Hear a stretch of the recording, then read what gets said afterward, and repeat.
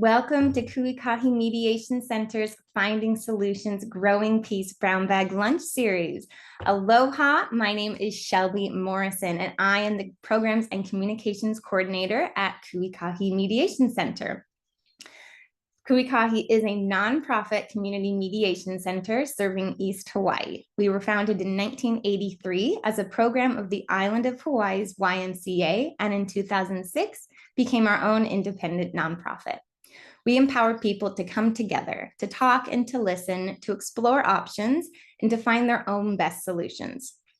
To achieve this mission, we offer mediation, facilitation, and trainings just like this one to strengthen the ability of diverse individuals and groups to resolve interpersonal conflicts and community issues. Our Brown Bag Lunch series is held every third Thursday at 12 noon here on Zoom. You do need to register on Eventbrite each time to receive the Zoom link. Our next Brown Bag speaker will be on August 21st, and that will be with Miss Sandra De La Tour. And her talk is titled The Ladder of Assumptions, How Mediators Can Maintain Neutrality. So if you're a mediator, this will be a great one to attend. You can register for that on Eventbrite, the same link as usual. Another fun event coming up, if you are not yet aware, our fundraiser of the year. So please join us July 24th for the Hilo Orchid Show Gala preview party. Enjoy drink, food, flowers, and fun from 6 to 9 p.m. at the Edith Kanakaloe Stadium. This fundraiser kicks off the annual Orchid Show and sale in Hilo. All ticket proceeds benefit ikahi Mediation Center and our cause of finding solutions, growing peace. All silent auction proceeds benefit Hilo Orchid Society's Agriculture Student Scholarship Fund. Socialize, eat, and get a sneak peek at the beautiful orchid displays and a first chance to buy. There will be live music, delectable catered food, and a selection of hard and soft beverages, including wine, beer on tap, gourmet juices, and more. Tickets are $100, $40 of which is tax deductible, and include a souvenir wine or beer glass.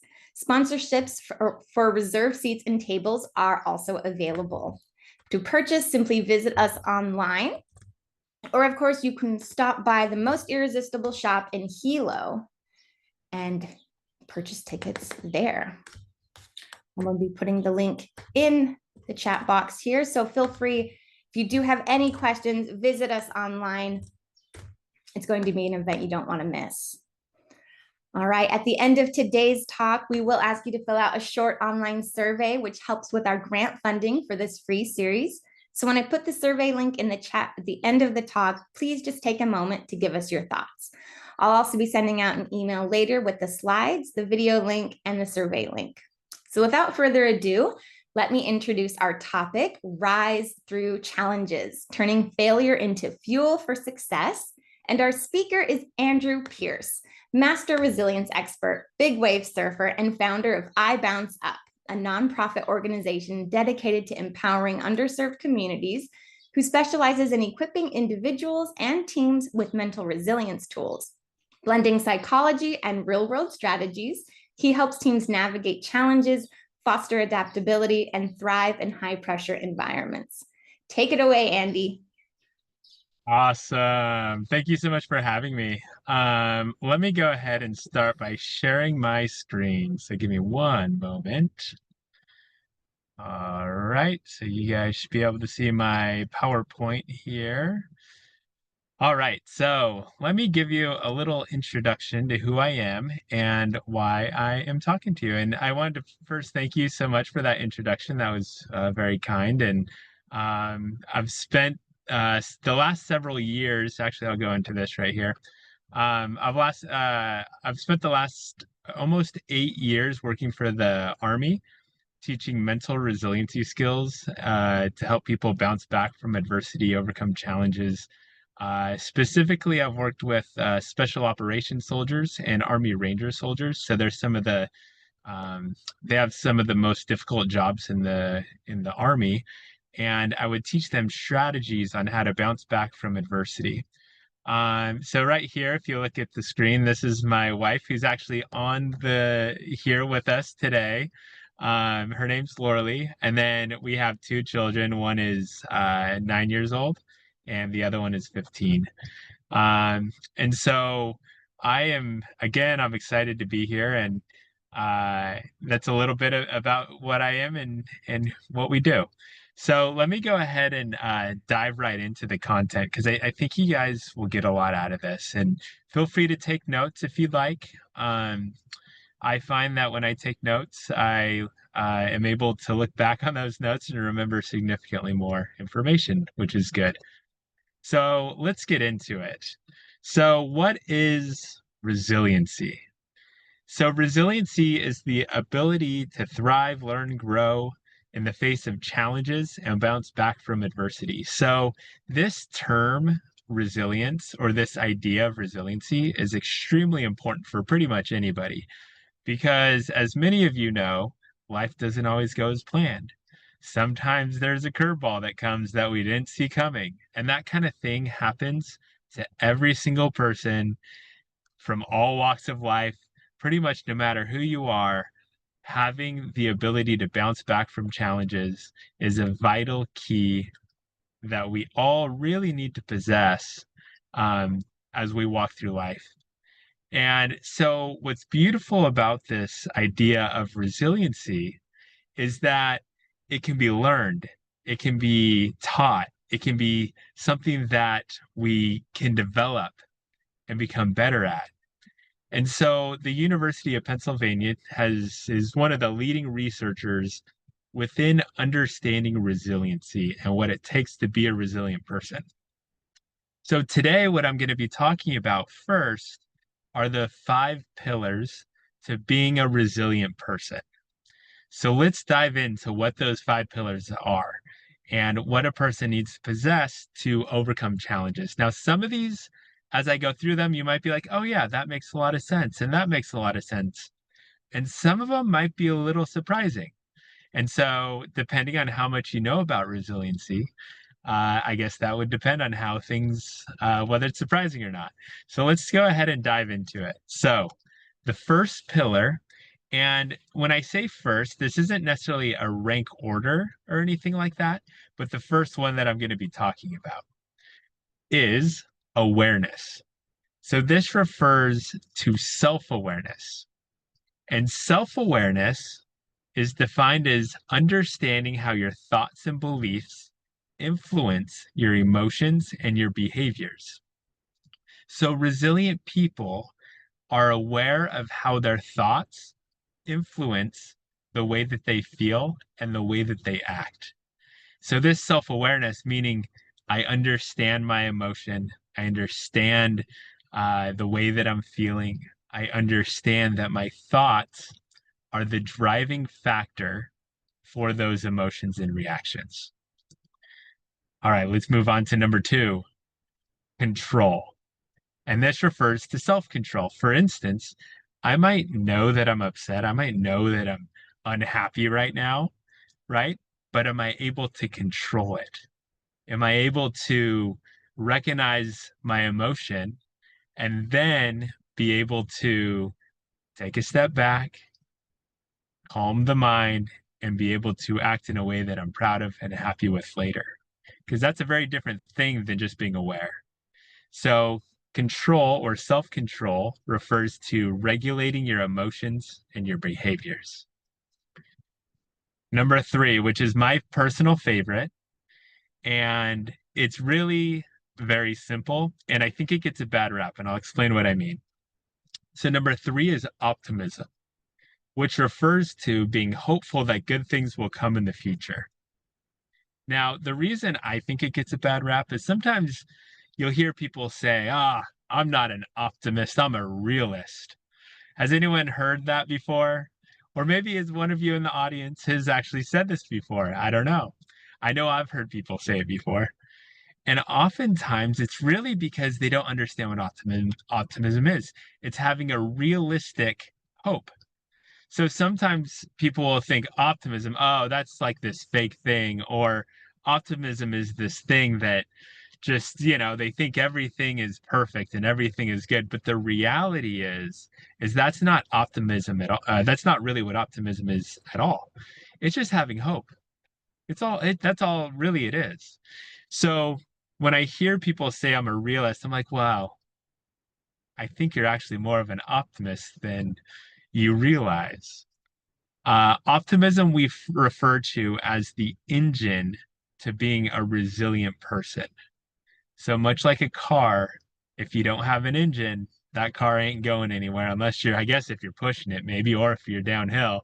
But really, it's not going anywhere, especially up a hill, especially when we need it most. And that's why we call it the engine to being a resilient person, because you have to have an engine in the car for it to move. And much like us, we have to have that optimism for us to be resilient. Because without hope, without optimism, we won't progress. We won't continue to push forward, even when it's something that we don't want to do. All right, let's move on to number 4, flexibility. So, flexibility is thinking accurately, recognizing the value in other people's perspectives, understanding and solving problems, and willingness to try new strategies. So, flexibility is such an important component. Sometimes life's challenges, or I would say life's answers to some of life's challenges, often come in places that we might not expect. Sometimes it might be the person that has the answer that you're like, I wasn't expecting it from them. And another component to flexibility is when we are too rigid in our beliefs about a situation, that also can sometimes get us in trouble. So being flexible when life doesn't go as planned and being able to be okay with that, and as they say, roll with the punches, we have to have this. We have to have this flexibility to overcome challenges and bounce back from adversity. All right, let's move on to number 4, relationships.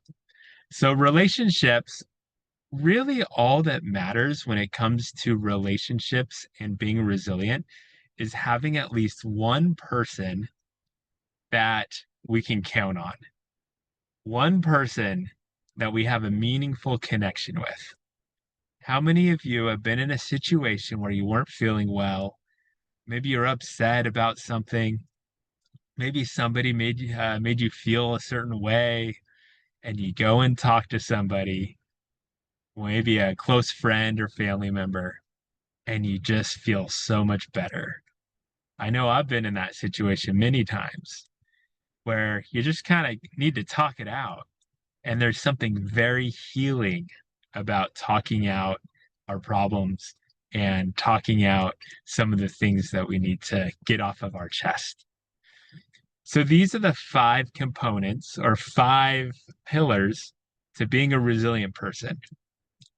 Now, if you're anything like myself, sometimes I'm aware, sometimes I have self-control, sometimes I'm not that optimistic, right? So these 5 pillars are a good gauge to kind of think about and try and build over time. And sometimes, uh, when we're walking through life, we're not always perfect. We're not gonna have or possess all 5 all the time. And that's okay. That's part of the human experience, is learning and developing and progressing and trying our best.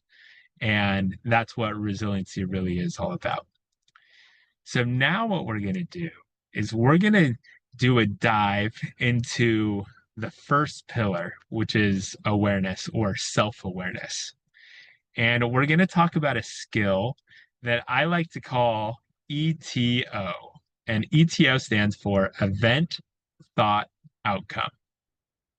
Now, event, thought, outcome will maybe sound familiar to some of you. It is comes from cognitive behavioral therapy, so CBT, and I think you'll find a lot of value in this. So, event. What is an event? It's a situation that happens throughout your day. It could be a challenge, it could be an obstacle, it could be something positive. In fact, I would argue it is our mind, which will become the T, which stands for thought. It's through our thoughts that we make things positive or make things negative. But we're going to get into that here in just a minute. So events are things like the first event of your day was, for most of us, our alarm clocks woke us up. Maybe the sun woke you up. Maybe if you have children, one of your children woke you up. Whatever it is. Another event was you got out of bed. Another event, maybe you brushed your teeth or your personal hygiene. Maybe another event was you had to drive somewhere. Maybe you hit a little traffic. Maybe there was no traffic. There's several different activating events that you'll have and have had throughout your day already. So for most people, you're going to experience hundreds of activating events all the way up until the end of the day. So from these events, we have our thoughts.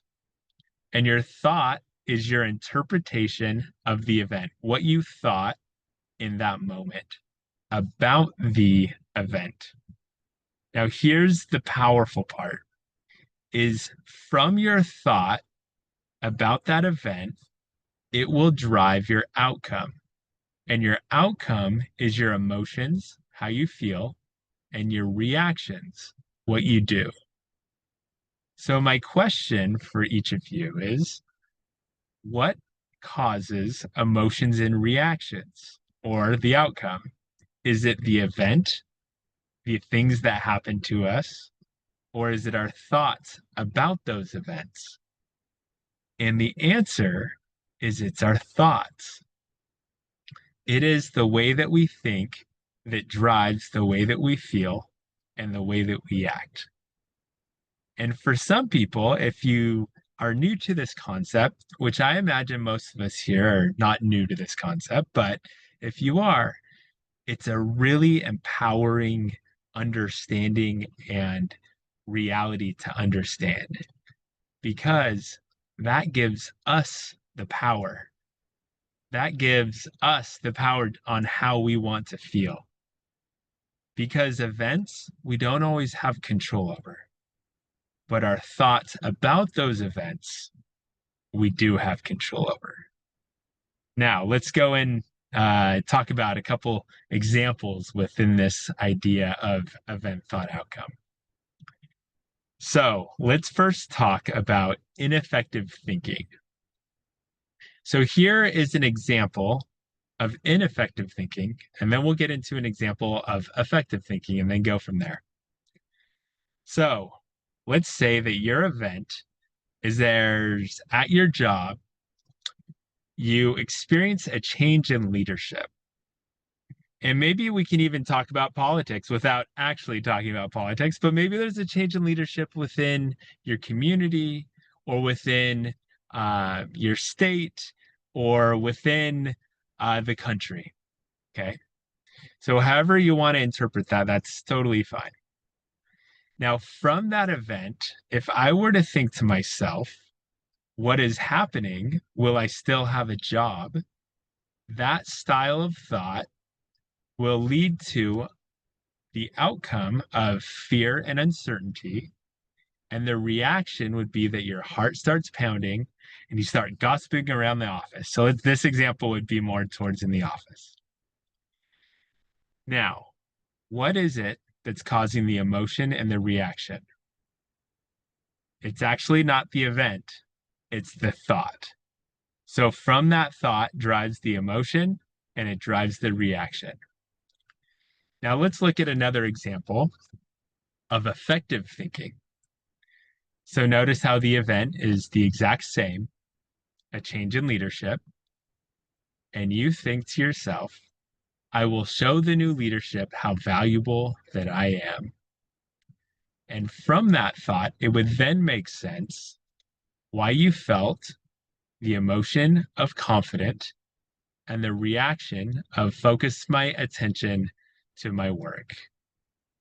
So if you notice, it's the exact same event, very different thought, and very different outcomes. So when you really put it into perspective, understand that our thoughts have real consequences with the way that we feel and the way that we react. Now, I also want to emphasize that reactions, sometimes maybe you don't physically do anything, but your body has a reaction. I think most of us have experienced something like that, where from a thought, it leads to your heart starts pounding and you start having a stressful type response. Well, stress is really interesting because stress doesn't come from events. It doesn't come from the things that happen to us. It comes from the way that we think about those events. Now, I'll use a very extreme example of this. So, if any of you have seen the documentary called Free Solo, it's about a rock climber who climbed El Capitan with no ropes. Now, El Capitan is a 3,000-foot granite rock wall. It's one of the tallest straight up rock walls in the whole entire world. And there's this documentary where a guy named Alex Honnold climbed the face of this mountain with no ropes, no safety.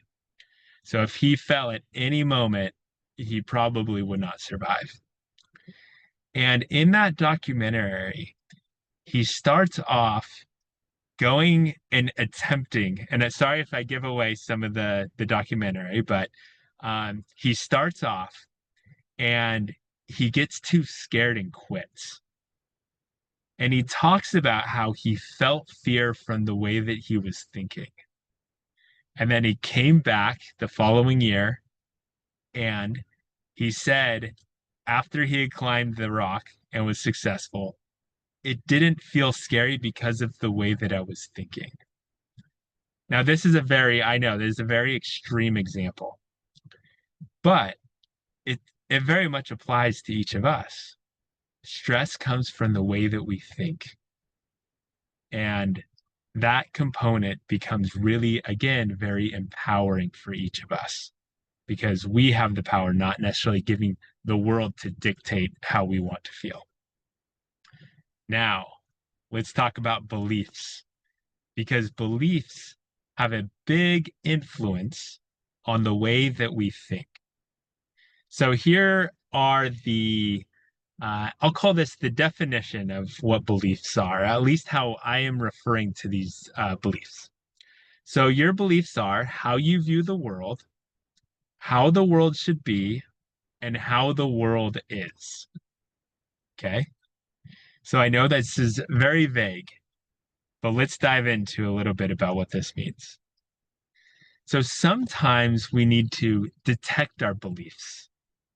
And detecting those beliefs helps you to build more self-awareness as to why I'm thinking a specific way. Your beliefs are what tend to drive the way that we think. So oftentimes it can be very difficult to change our thoughts without addressing our beliefs. But when we address our beliefs, we can then significantly help us control the way that we think. And sometimes your beliefs are not in your awareness. So I know I'm upset because of the way I'm thinking, but why is it I'm thinking this specific way? Oftentimes it will come back down to the belief. So let's dive into this another layer that influences the way that we think. So here are a couple of different types of beliefs and the types of beliefs that I'm referring to.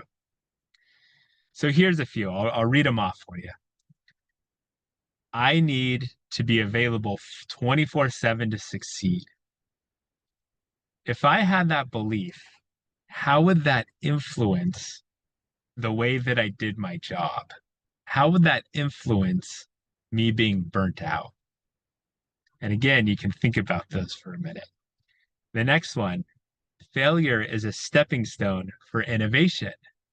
So when somebody has this belief and they fail, do you think they'll see the failure as a negative? No, they'll see it as a positive because that's a stepping stone for getting better and growth. Trust builds strong, resilient teams. How would that influence somebody that's on a team? My worth is tied to my achievement. How would that influence somebody when they fail something compared to the other person that believes failure is a stepping stone for innovation? You're going to have very different thoughts about the same activating event when people have those two very different beliefs. People can't be trusted without supervision. How will that influence somebody to be a leader or to lead? Asking for help is a sign of strength, or asking for help is a sign of weakness. So when people have these very different beliefs, it's going to have a very different thought from the same activating event. So understanding our beliefs is vital for helping us understand and controlling the way that we think.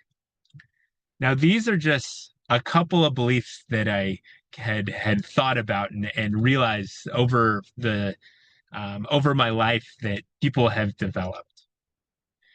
Now, there are thousands and thousands of different beliefs that we have developed throughout our lives.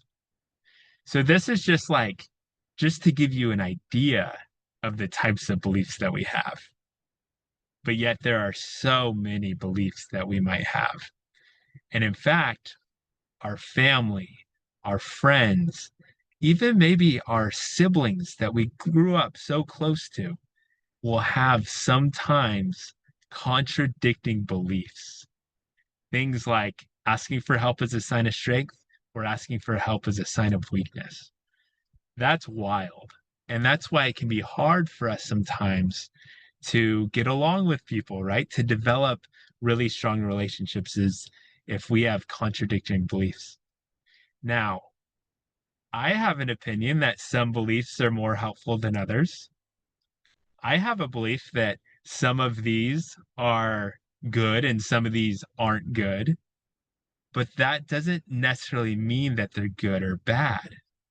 They're just beliefs that we develop. And some of these beliefs that we develop will lead us to success or could lead us to getting burnt out or to not asking for help. So let's dive into a little bit more about beliefs that lead to failure, and then we'll talk about some beliefs that lead to success. Now, it doesn't mean that if you have some of the beliefs we're going to be discussing that you're going to fail. But they are beliefs that tend to limit us. And that's what I want to talk about here. So let's say you have the event, and the event is that you failed a goal, whatever goal that is. Okay.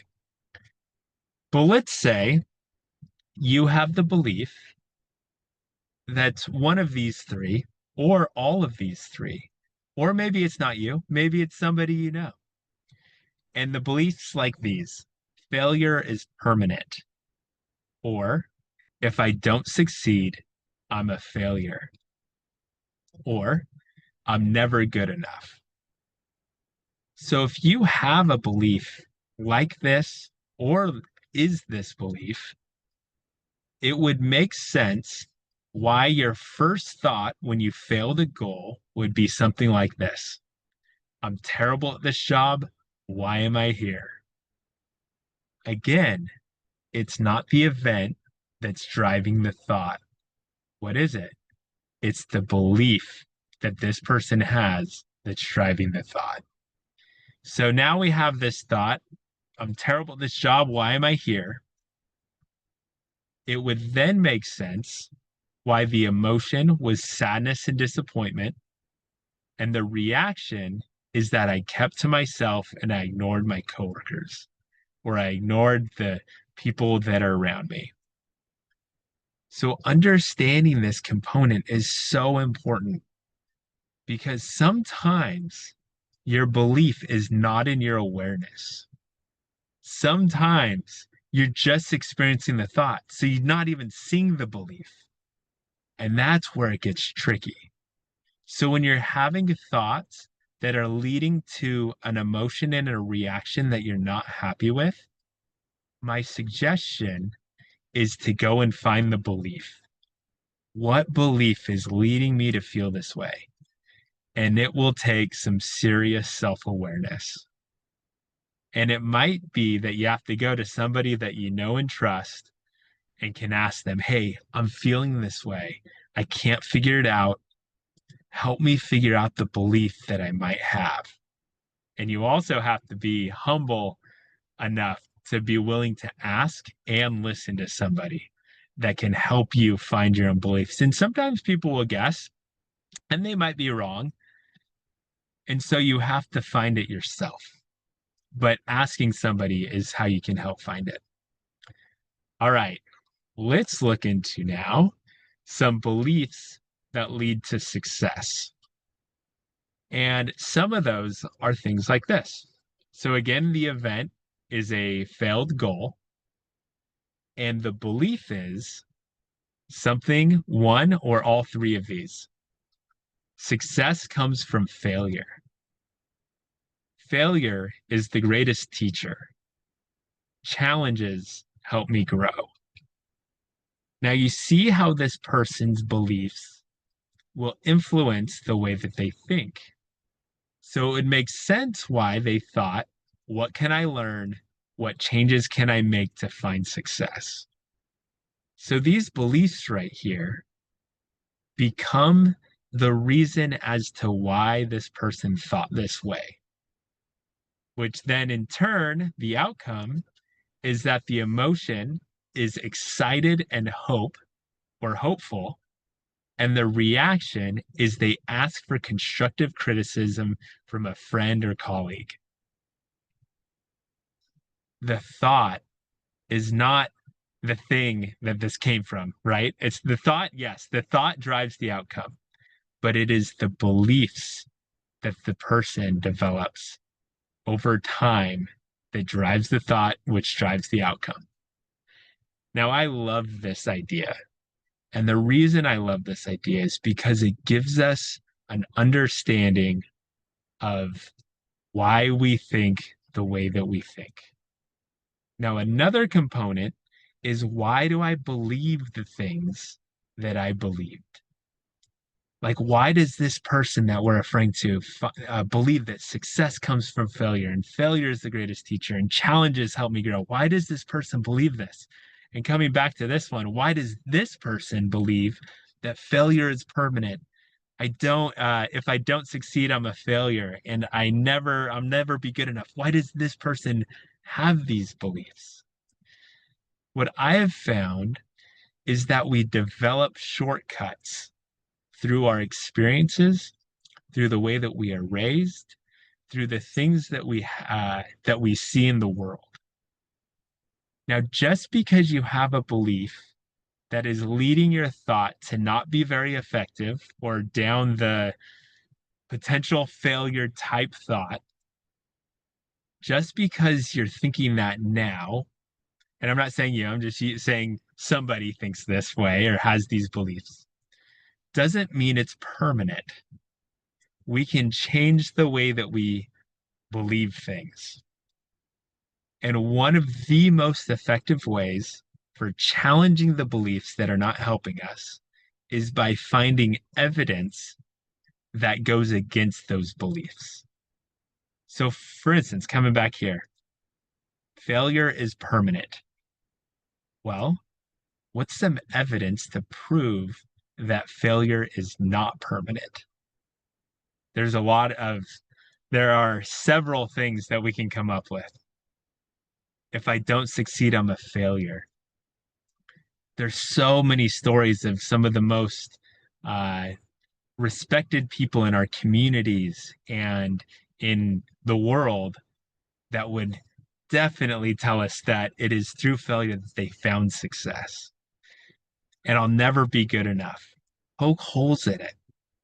Find reasons or evidence why these aren't true. And that's one of the most effective ways for helping us to develop new and more effective ways of believing, which will then in turn change the way that we think about the things that happen to us. And again, this idea is extremely empowering because we have the control. And that right there is one of my favorite components to teach, is because we really do have control. Now, I want to ask you guys a couple of questions. And think about this for just a moment. What is a belief that has limited your success? So just think about it for a moment. What is a belief that has limited your success in the past? And this could be a belief that you were able to get work through that is no longer a belief. So maybe it's something that happened in the past or a belief you had in the past that you've overcome. Maybe it's a belief that you still have today. But just think about that. What is a belief that has limited your success? And you don't have to say it out loud or anything like that, but just think about it for a moment. I'll give you guys about 30 seconds to think about it. So I'll just be quiet here for a minute or 30 seconds.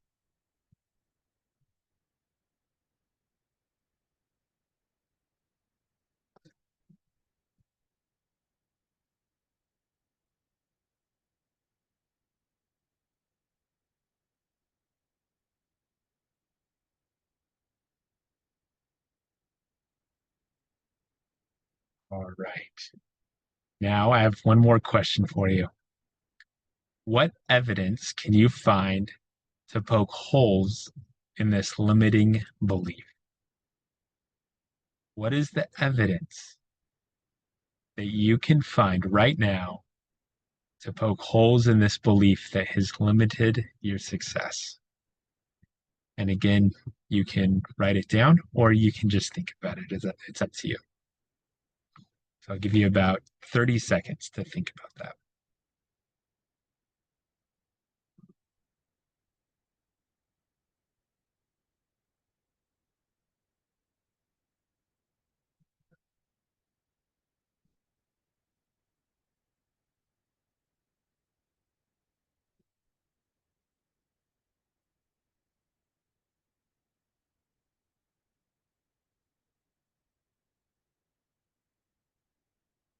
All right.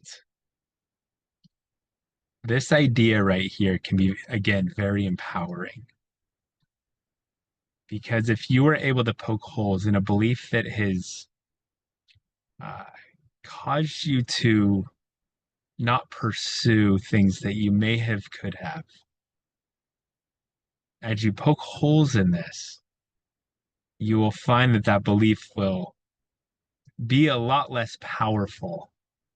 And hopefully, the goal is that you can develop new beliefs to replace that ineffective belief or that belief that has limited your progression in whatever area of your life you like. Now, let's talk about effective beliefs.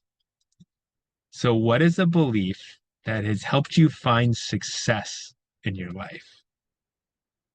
And again, success can be amongst many different things.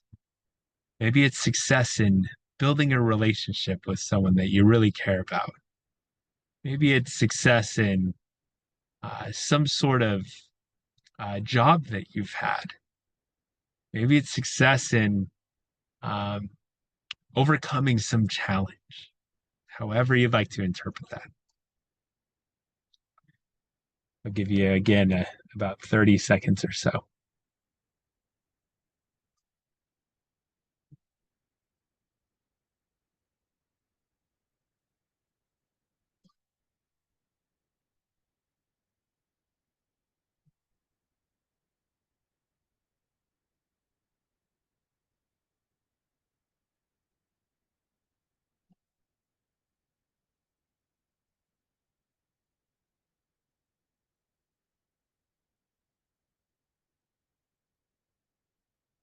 All right. Then I have one more question for you.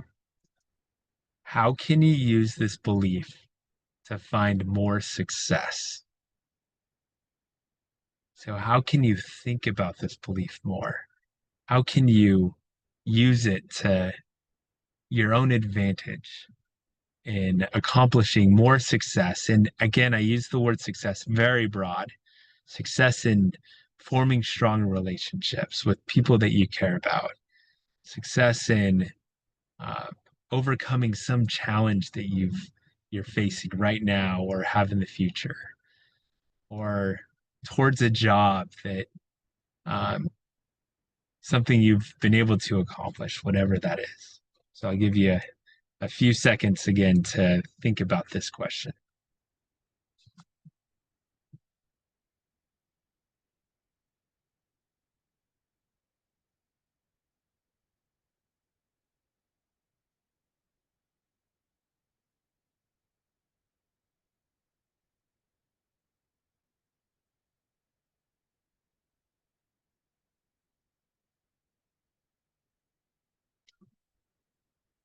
All right. So let's talk about some more ineffective beliefs and some effective beliefs. So first, ineffective beliefs. So we discussed the first three. Failure is permanent. When we have that belief, it will really affect us. If I don't succeed, I'm a failure, or I'll never be good enough. And those three we briefly talked about. But there's others that actually there's probably thousands of beliefs that people have developed that have uh, caused them to either quit early or to uh, really not help them in their life. So other things might be, I have to do everything perfectly. And that's really limiting because nobody can do anything perfectly when you really think about it, right? So you setting it a standard that's unattainable. I need to have it all figured out before I start. Pretty much everyone I know has very little figured out before they start, and it's okay to make those mistakes. But somebody that doesn't believe that will never start, whatever that is, because we pretty much never or very rarely have all things figured out in our lives, or at least maybe that's just me.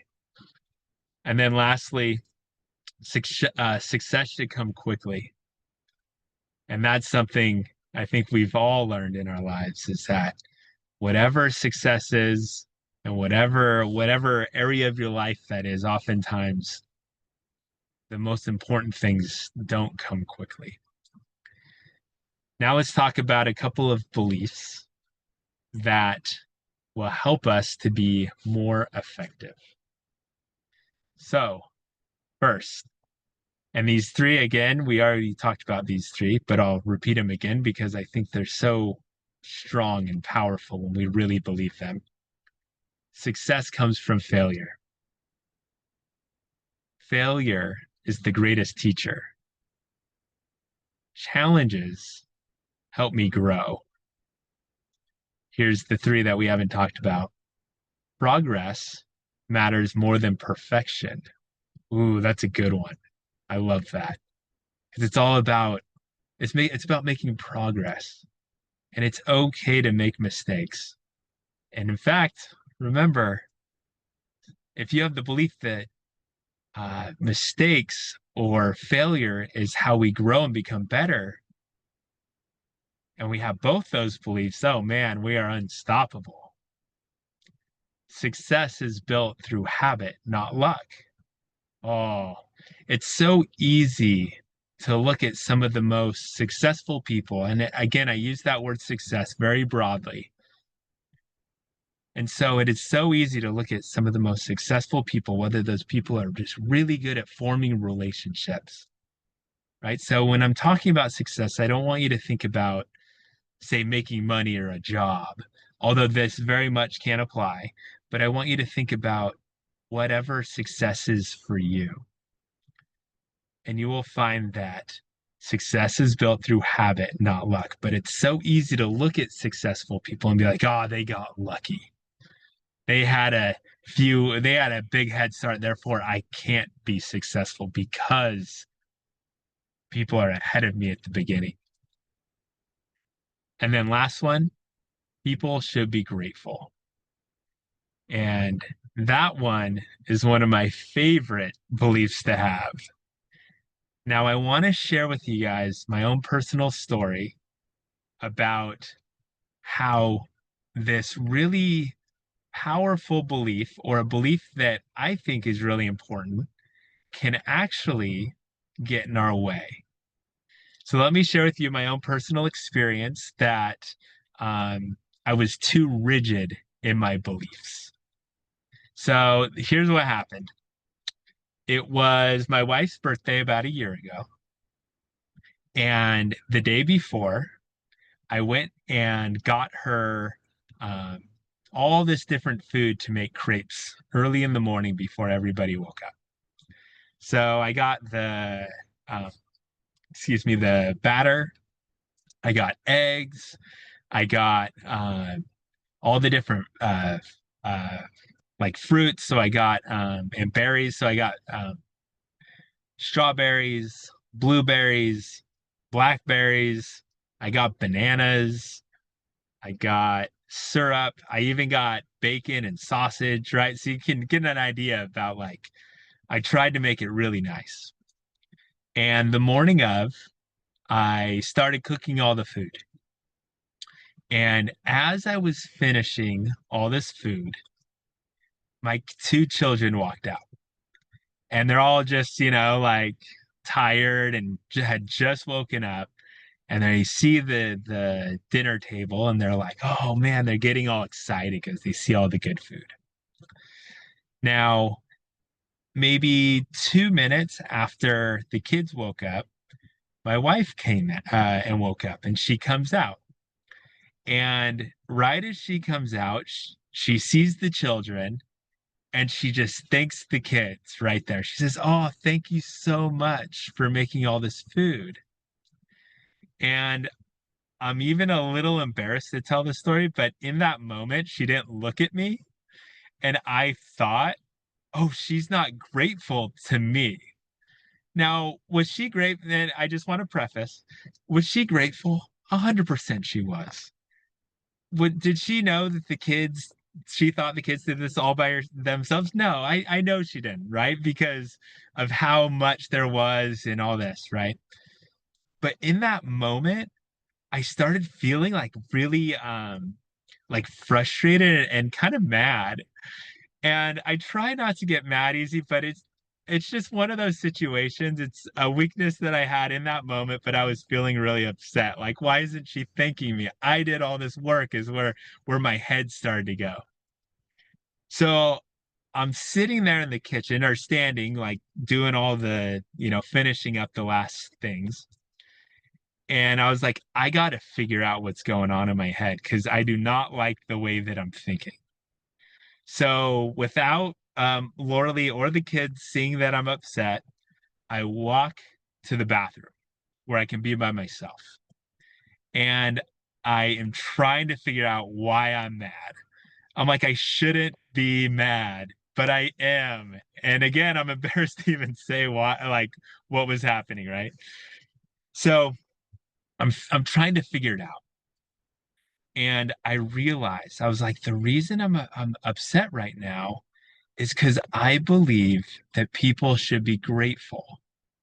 And I felt like in that moment that my wife or Lauralee wasn't being grateful. Now, I have to tell you, was she being grateful? Did she really do anything that was ungrateful? Not at all.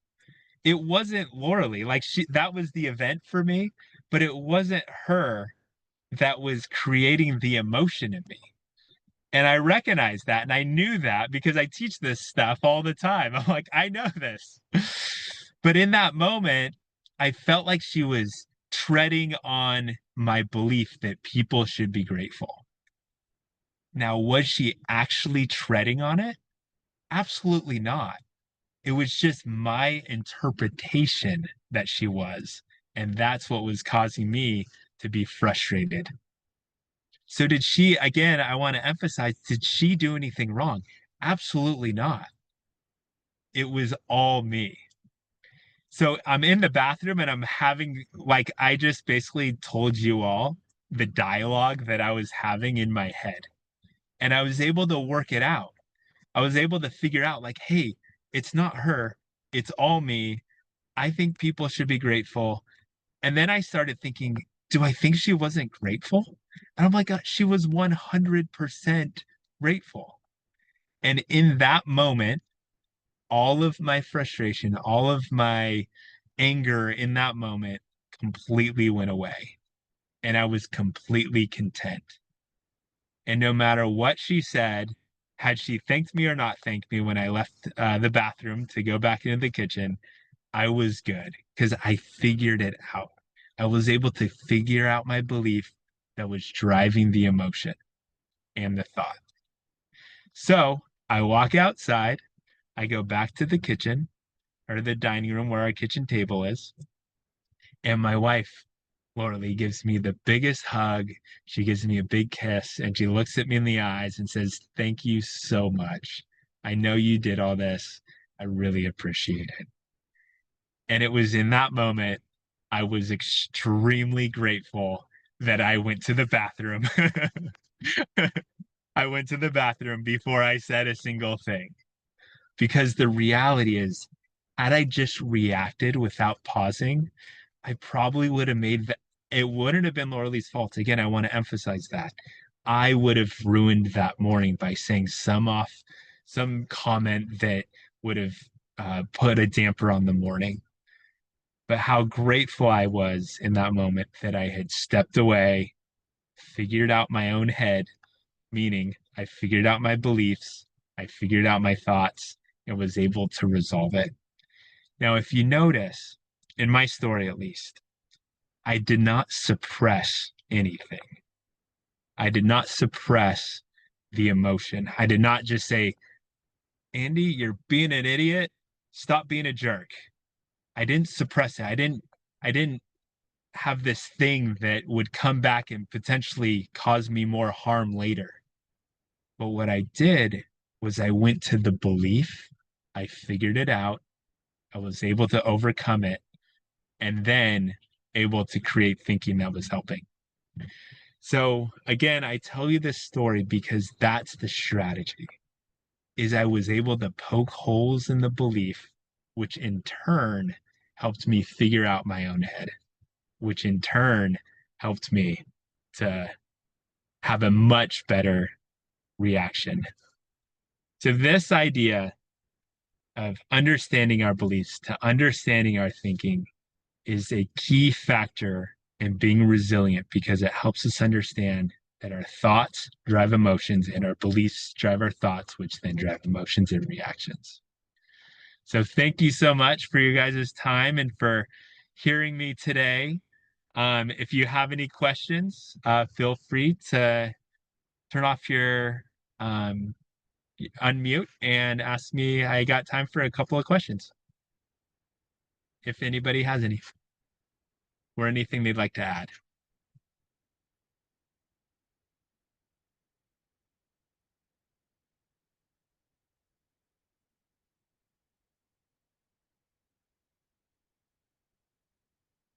Oh, Paula, looks like I see your hand raised. Go Yes, ahead. I was raised. I was listening to you, and I was just thinking, like, I do a lot of the same kind of work. Um, and one of the things that struck me in your story in particular is that is that another way of looking at the situation that you were dealing with is the ego versus the heart. Like it seemed like even though you recognize that she wasn't grateful, there's a part of your ego that was touched, like, hey, she's not grateful, she's not acknowledging what I did. um and then from a spiritual perspective, what's going on there is your ego is in the way of your heart and your love for what you did. And when you bring that heart and mind into alignment, you realize, hey, I'm doing this out of love, and I want to show my love for my wife and whatever. And that's the message, and that's the purpose, that's the intention, and you let go of the ego and allow the reaction without any attachment to it. And that also is a way to look at what happened in that situation. Just Oh, I love that. I love that 100%. There's so many perspectives that Mhm. will just empower, right? And when we understand ourselves and we can make better decisions. But I love that the that what you perfectly explained. So thank you so much. Jeff. Yes, hi, thanks. The great presentation. I'm glad I got the message at the last minute and signed up to attend. It was really great. I wanted to, and also I appreciated your use of the Alex Honnold story and free solo because I'm a rock climber. I Oh, cool. studied the psychology of risk and through the lens of free soloing. So it's always interesting when people bring that up in different contexts. But you talked some of your examples of limiting beliefs. They resonated from watching that film because Alex had a lot of limiting beliefs. Like I have to do everything perfectly, and I have to have it all figured out before I start. And so, I mean, that it's an extreme example because he had the limiting beliefs, and yet he was able to overcome them and achieve that accomplishment. So I just wanted to say that, and if you had any thoughts about that. Oh yeah, that's 100% correct, right? Sometimes and I kind of labeled different beliefs, right? As limiting or unlimiting or whatnot. And I think in some context, right, people that have those, it doesn't mean you're not going to be successful. And in fact, it's sometimes those that will lead to success. So I think that's a really valid point that you brought up. 100%. Um, I think generally speaking, sometimes those things can get in our way. And I think a more effective way of even putting it um, is that any belief that we're too rigid on sometimes can get in our way. But that's a really valid point. Thank you for sharing that, Jeff. We have a question in the chat from Lorne. I am curious if after uncovering a limited belief, does it slowly lose its impact on your thinking? Ooh, that's a great question. Let me pull that up too so I can see it. There's the chat. After uncovering a limited belief, does it slowly lose its... Oh, 100% it does. So when you uncover a limiting belief, it definitely, especially as you poke holes in it. So the more you poke holes in those beliefs that really don't help us, they become less powerful. I agree. Mhm. Anyways, awesome. Well, thank you guys so much. I appreciate your time. And thank you for letting me chat with you guys. Oh, I guess before we go, okay. Thank you so much. I appreciate your time and hopefully I can come and do another one. So thank you so much. Thank you so much, Andy. And thank you Yeah. all for coming today. As a reminder, please just take a few minutes to give us some feedback. This greatly helps with our funding for this free series. You can find the survey link in the chat. And be sure to check your email in the next few coming days for the slides and the video link, and that survey link will also be included. So mahalo, and we'll see you all next month. Thank you, Andy. Yes, no problem. Thank you.